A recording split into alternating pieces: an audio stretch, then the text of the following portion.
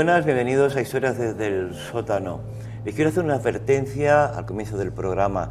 Quiero decirles que habrá imágenes que pueden herir la sensibilidad del espectador. Cuando esto ocurra, tocaré primero el mortero y entonces dejen de mirar la pantalla hasta nuevo aviso.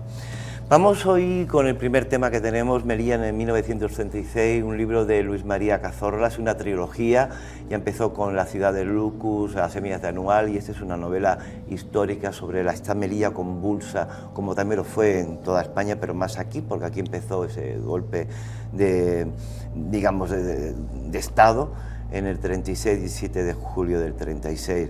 Y sobre todo hablar de una persona que José María Polonio Calvente, un juez, el primer juez, bueno, juez de instrucción que tuvo el destino, la suerte o la mala suerte de llegar a, jovencísimo, llegar a una Melilla bastante convulsa. Y el destino fue bastante también cruel.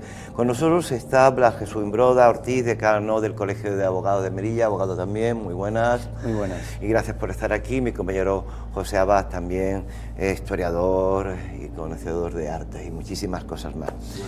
Blas, tú eres el causante de que María Cazorla hiciera este libro, un libro que es histórico, y el causante de que tu compañero saliera a la luz, señor Calvente, Polonio Calvente, si no hubiese quedado olvidado, como otros tantísimos en la historia de España. Sí, conozco y tengo mucha relación y bastante amistad con Luis María Cazorla, que es uno de los juristas, tengo que decir, más destacados que hay en el país, que además de escribir muchísimos libros de derecho, también escribe novelas históricas. Y me estuvo hablando de que quería enfocar el tema de los meses previos a la guerra civil, meses convulsos en España, y quería, incluso estaba viendo la posibilidad de hacerlos aquí, hacerlos sobre Melilla, sobre el norte, sobre el Marruecos español también, la parte del Marruecos español. Estaba dándole vueltas al enfoque, pero fundamentalmente Melilla. Y yo le hablé de un personaje que para mí siempre... siempre he querido que se recuperara la memoria de esta persona, que es Joaquín María Polonio Calvente, que fue el juez de primera instancia e instrucción que vino a Melilla en marzo de 1936, un joven, brillante juez que llegó en marzo de 1936 y que venía de otro juzgado, del destino anterior que era en Álora, en Málaga, venía con su mujer y que tuvo un devenir terrible. Y bueno, estaba su nombre, siempre ha estado su nombre desde mi punto de vista en el anonimato, y no es justo. Un hombre brillante al que le truncaron su vida, su carrera, sus proyectos, sus ilusiones, sus sueños, todo, bueno, pues que quedara en la memoria. Entonces yo le hablé que enfocara, la posibilidad de que enfocara el libro, la novela histórica, en torno a la vida de Joaquín María Polonio Calvente. A él le pareció, lo llevé al cementerio, yo se lo conté en el cementerio en una visita que hicimos al cementerio de Melilla una vez que él vino aquí, y lo llevé a la tumba. Y entonces le conté, le dije, mira, aquí permanece para siempre, un personaje de la historia que está en el anonimato y que sufrió el más terrible destino. Y bueno, por esa razón empezamos a hablar del tema. Yo le facilité muchísima documentación y he estado con él apoyándolo en lo que ha necesitado para la redacción de esta novela histórica. Hace poco pusisteis una placa allí en la calle O'Donnell 17, creo que, donde estuvo el primer colegio de abogados, que habéis cumplido los 90 años, y en reconocimiento de este momento histórico para la ciudad. Aquí en el libro, en uno de los capítulos, pone la zozobra del juez que creía en la ley. El juez tiene que creer en la ley, claro, pero llega un momento en que la ley deja de funcionar. Fue una cabezonería de él, porque según el libro, incluso la mujer, compañeros de trabajo, le decían, oye, deja de meterte en situaciones más interiores, deja de visitar el Ateneo, que va a ser censurado, deja de visitar la Peña, que ya no existe, visita más el casino militar. ¿Tú crees que él, con la información que podía tener en este momento, podría haber evitado ese golpe de Estado del 17 de julio de 1936? No, es imposible, es radicalmente imposible. Él realmente no tuvo ningún papel político en la ciudad, ningún papel destacado en la política. Sí tuvo un papel profesional. Él era una institución, él era el juez, claro. Él era el juez de la ciudad. Su papel exclusivamente era impartir justicia y nada más, como hacen los jueces en los juzgados que hay aquí, los que lo han sucedido a él. Este es un chico joven, como decía, brillante, que había escrito un libro sobre jurisdicción en materia de comercio, que le había prologado el catedrático más importante de España, que se había formado en París, que pues que viene a un juzgado muy trabajado, una persona muy trabajadora y muy profesional. Y fue profesional. El tiempo que estuvo al frente del juzgado fue un profesional absolutamente correcto en su trabajo como juez. De hecho, incluso él adujo en su juicio, en el juicio él adujo que, aportó el abogado, dijo, hombre, hubo un juicio de desahucio contra un partido de la derecha de Melilla, un partido de derechas de Melilla, que querían desahuciarlo, los vecinos no querían porque había habido un incidente, había sufrido un ataque a esa sede, en la calle Chacel, ese partido. Y el juez municipal, y luego el juez principal, que era el juez de primera instancia de instrucción, que era el juez municipal, había estimado el divorcio. Y él recurrió el partido la sentencia, y lo revocó y consideró que no procedía la sentencia, es decir, que no procedía el desahucio, es decir, que había actuado profesionalmente, independientemente. En ese caso le había dado la razón a un partido de derecha en un desahucio. ¿Por qué? Porque jurídicamente no procedía el desahucio. Blasque, ¿no sería que tuvo la mala suerte de ejercer como delegado de gobierno en una época donde si no es por eso no hubiese pasado lo que pasó? Es muy posible. Ese es el único tema que iba a decir, el único tema. Solo él vive la circunstancia de que el juez de primera instancia de instrucción tenía que sustituir al delegado del gobierno en las ausencias del delegado del ¿Eso ocurre gobierno. también hoy día? No. Tenía que sustituirlo, y en aquel momento sí. Entonces y lo sustituyó en momentos muy puntuales, porque él estuvo desde marzo, él llegó en ese año, estuvo unos meses aquí en Melilla. Y en una de los momentos en los que tuvo que sustituir, tuvo que solicitar y firmar la clausura del casino militar, porque hubo unos incidentes en la puerta entre las juventudes socialistas y comunistas que bajaban de Los Pinos un domingo, empezaron a insultar, dicen que insultaban a los tenientes o a los oficiales que estaban en la puerta, y luego los oficiales también los insultaban o estaban preparados para contestar, en fin, para evitar incidentes, solicitó y firmó la clausura. Esto le costó, esa fue la razón principal. Luego le cargaron que si era de izquierdas, que si, es mentira, radicalmente mentira, era un profesional y nada más.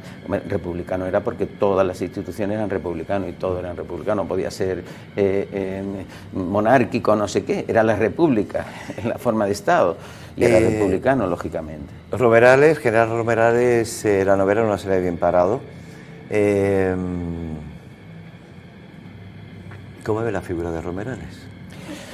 Bueno, yo creo que hay otra figura importante también en la historia de esta ciudad, y sobre todo en la parte trágica y dramática, la parte oscura de la historia de la ciudad, que fueron ha habido muchos momentos difíciles y dramáticos, aquellos fueron terribles también, julio de 1936 y esos meses posteriores. General Romerales era un profesional también, desde mi punto de vista una excelente persona, por cierto. Yo también indagado, seguí, leí su causa, indagué documentación, hay unos documentos, cuando él lo van a fusilar, él escribe, hay varios textos manuscritos de él los días previos, el día previo que lo van a fusilar, es impresionante, la verdad es impresionante lo que sufre ese hombre. Fue muy injusto.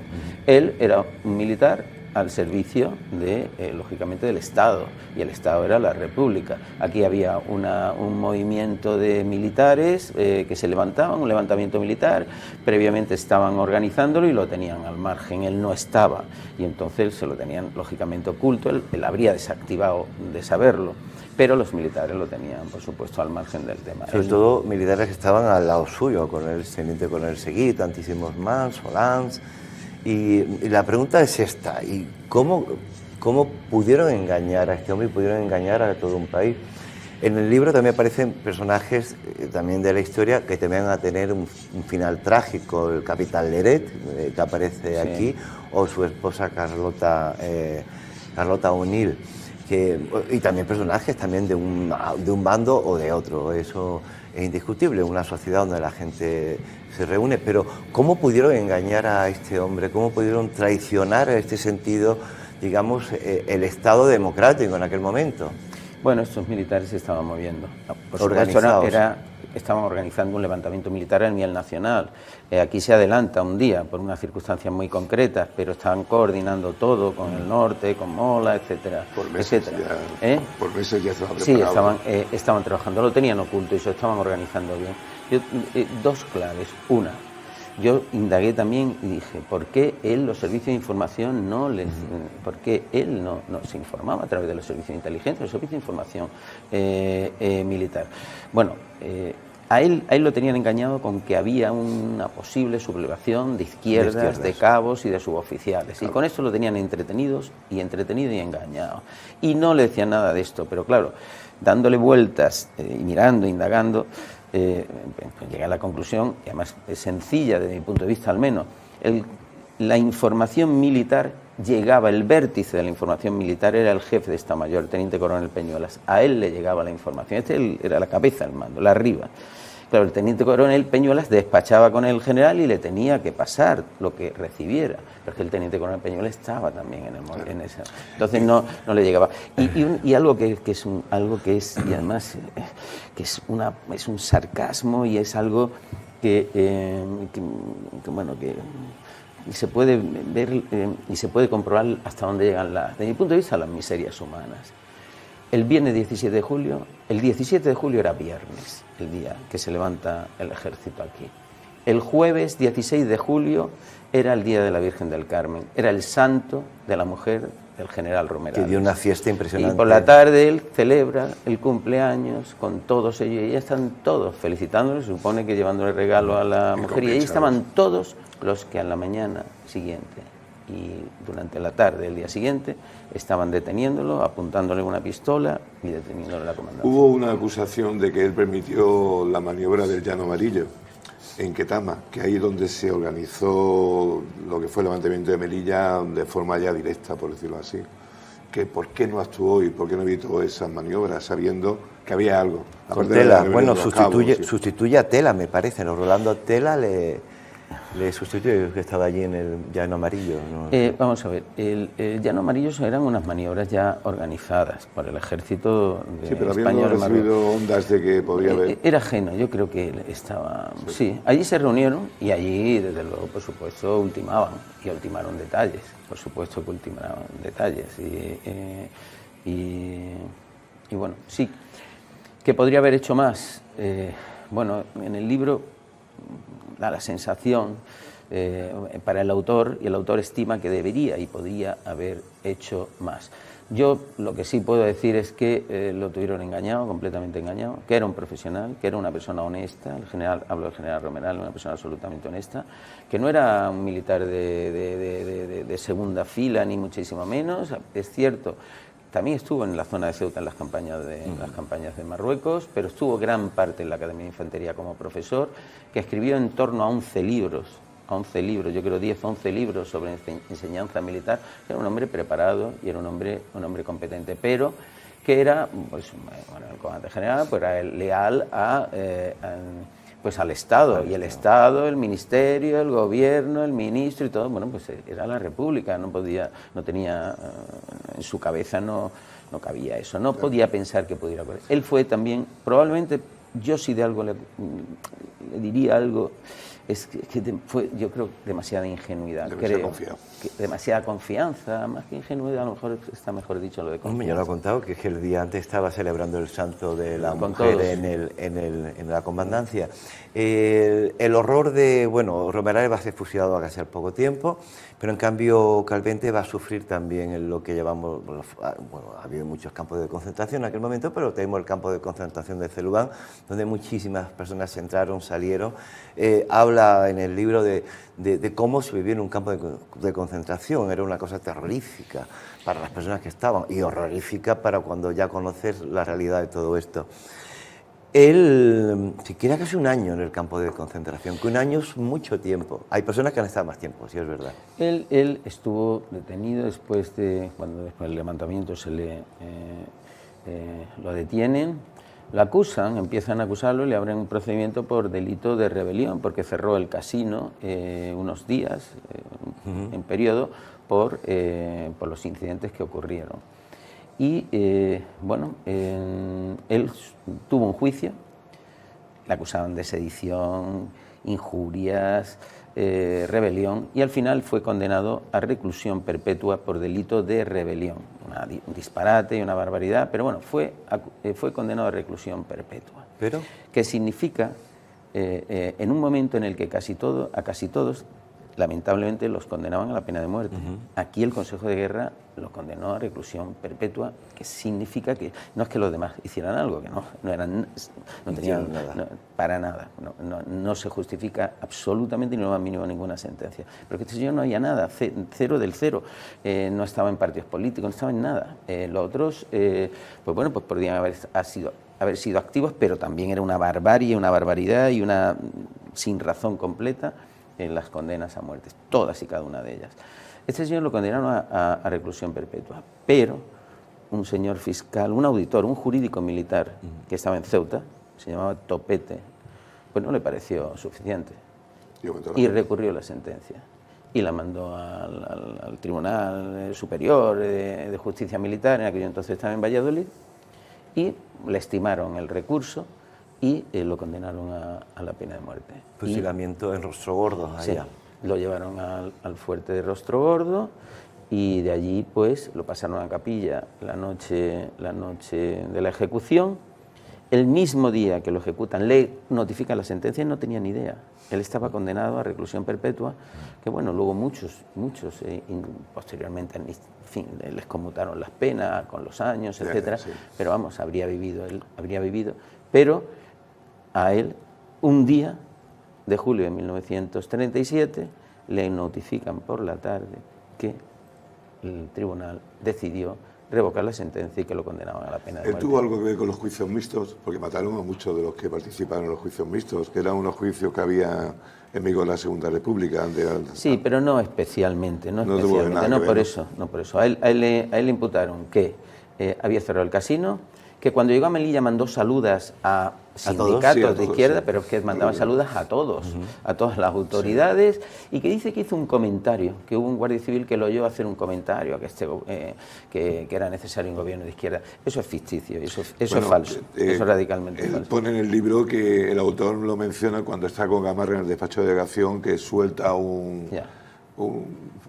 una reclamación, como diciendo, ¿pero esto qué es? ¿Cómo ocurre esto? Bueno, señores, vamos a dejarlo aquí, en la tumba de este juez de instrucción, Joaquín María Polino Calvente, está en el cementerio de Melilla.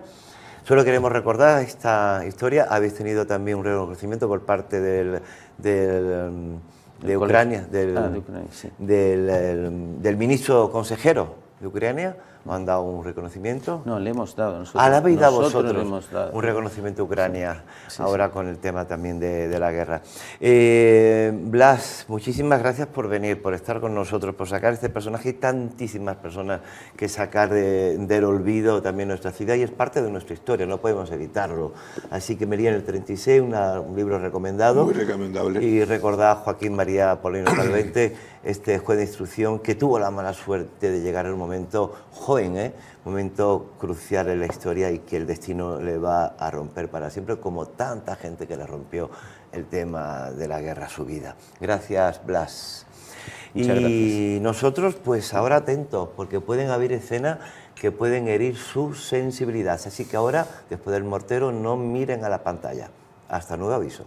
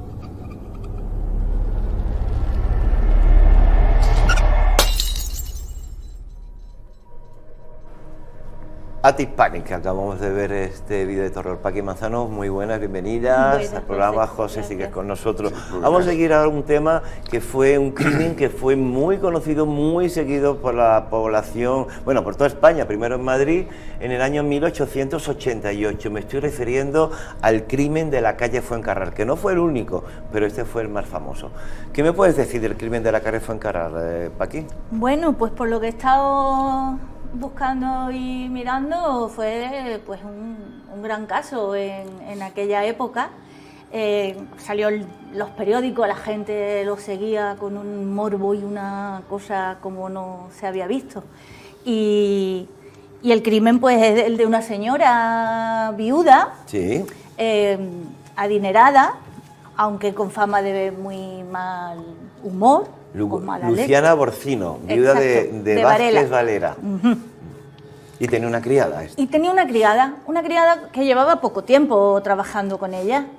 Entonces, pues un 2 de julio llamaron los vecinos a la policía porque olía a petróleo y olía a algo quemado. Y cuando llegó la policía, que no pudo entrar, echó la puerta abajo y se encontraron a esta señora muerta en la cama. Quemada, en este caso. 3 puñaladas, una de ellas al corazón, y luego encima le habían echado el petróleo y la habían intentado quemar. No. Estamos hablando de la criada que se llamaba Higinia Higinia Balaguer Hostalé. Bueno, ella en principio, ¿no? Ella en principio, José, se acusa del crimen. Pero es que cambia la versión. Sí, cambió varias veces de versión. En un principio se acusó del crimen, en otra dijo que no, que se había quedado dormida, que no sabía nada. Luego se le achacó que tenía conveniencia con Varela, con el hijo de la señora asesinada. Que le llamaban, tenían un mote, era el Pollo Varela. El Pollo Varela. El Pollo sí. Varela. Y además Varela tenía una excusa que podía salir, estaba en la cárcel Modelo de Madrid. Había robado una capa el día Que había anterior. robado una capa y con esa eximente pues se libró del juicio, vamos, se libró de la O sentencia. sea, tenía esa excusa de que no podía estar en Claro, la lo que escena del luego crimen. se supo es que el director de la cárcel, que era el padre del fundador de la Legión, de Millán Astray, pues lo dejaba salir. Tenía entradas y salidas y lo que en el juicio ya se demostró al final es que era, bueno, condenaron a Higinia, pero no vieron tanta fuerza en ella como para que sola hubiese hecho haber cometido el asesinato y haber... El caso es que Millán Astray era protegido de Eugenio Motero Ríos, que era el presidente del Tribunal Supremo. Y eso es muy curioso porque dejaba salir a los presos como que tenía quería. tenía la ventaja o la facilidad de dejarlo salir. Y bueno, y un señor que tenía un bar o una cantina frente a la cárcel, que lo llamaban el Cojo, que no me acuerdo ahora el nombre de cómo se llamaba, pero le tenían el apodo del Cojo y tal. Sí, lo tengo. El Cojo, fue el que justamente. fue el que dijo que él salía que él lo veía salir y entrar. Porque de la este cárcel. Cojo es que había sido también novio o amante de la criada de a tal Higinia. Que a Higinia, por otro lado, va a acusar también a otra Una amiga suya. a otra amiga suya. Se llama Dolores, le dicen Lola a la billetera, La la billetera. conocen por Lola la billetera. Y también ella dice que esta amiga suya la había ayudado a ejecutar Que también fue novia del Cojo Mayoral, el también. robo y el crimen. Todos Estaban liados. todos ahí, Todos que liados. la cosa... Entre ellos andaba El caso es que todo esto a ella, a Higinia, porque bueno, el caso va a ser tan seguido, no había televisión, no había radio ni nada, como te he dicho al principio, toda la prensa del Liberal de Madrid, toda la prensa madrileña, más después la prensa española se vuelca, la gente puede ir a los juicios se pintan, se hacen dibujos de los personajes y la gente sigue aquello como si fuera un espectáculo. ¿Sabes que había gente haciendo cola desde el día anterior al juicio? Haciendo cola todo el día, toda la noche para poder entrar.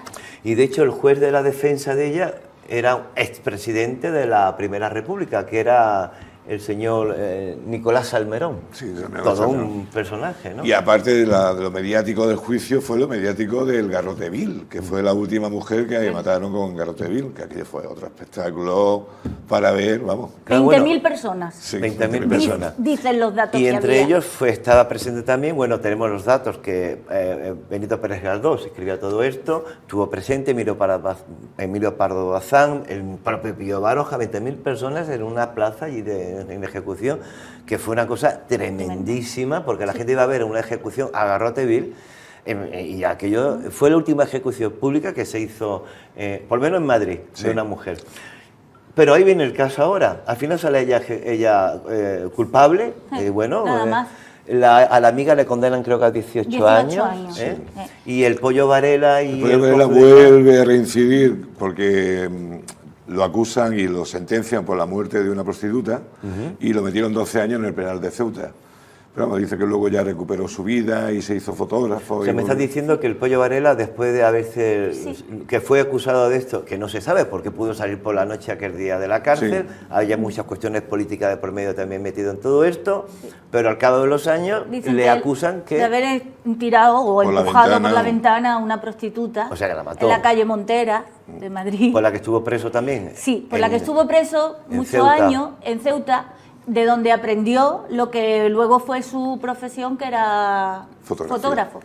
Qué cosa más curiosa. Bueno. Y la última frase de Higinia antes de morir, que soltó un Dolores 14.000 duros, que nadie sabe qué quiso decir ni a qué se refería Higinia, diciéndole a su amiga eso como última frase antes de que la matara.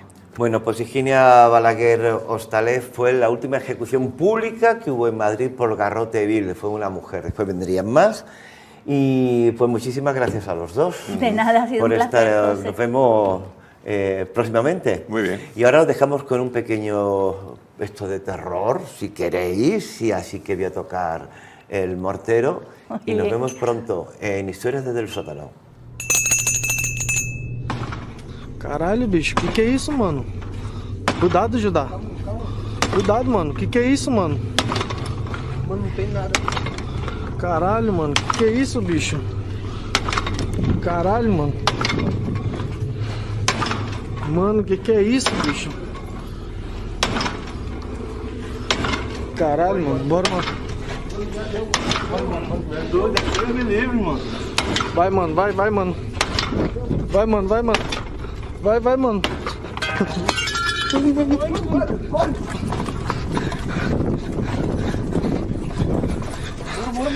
Corre.